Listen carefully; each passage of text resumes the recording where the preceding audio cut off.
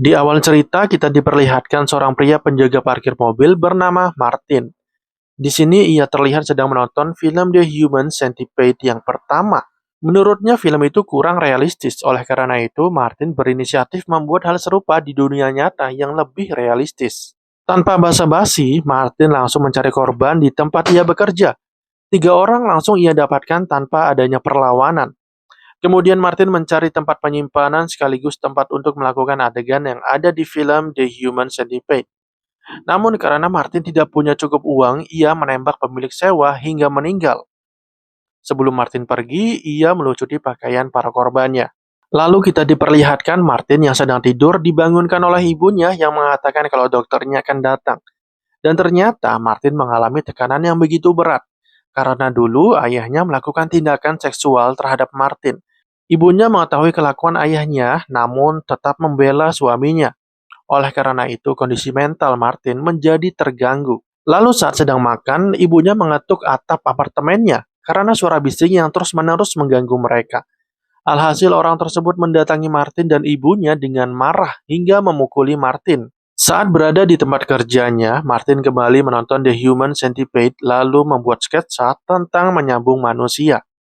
Martin kembali mendapatkan korban berupa pasangan suami istri yang sedang hamil dan seorang anak kecil. Tapi Martin tidak membawa anak kecil itu dan hanya diletakkan di dalam mobil saja. Kemudian saat Martin pulang, ia melihat ibunya yang sedang menusuk-nusuk tempat tidurnya. Sementara Martin tidak bereaksi sama sekali alias bodoh amat.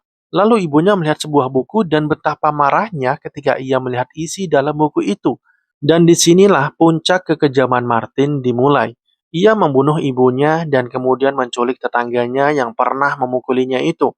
Kemudian Martin menuju tempat eksperimennya sambil membawa salah satu artis pemain film The Human Centipede yang pertama yang ia tonton. Alasannya, Martin akan mengajak artis itu untuk main film The Human Centipede sequel berikutnya. Yang tentu saja artis tersebut senang, tapi ia tidak tahu apa yang akan terjadi pada dirinya benar-benar di luar dugaan.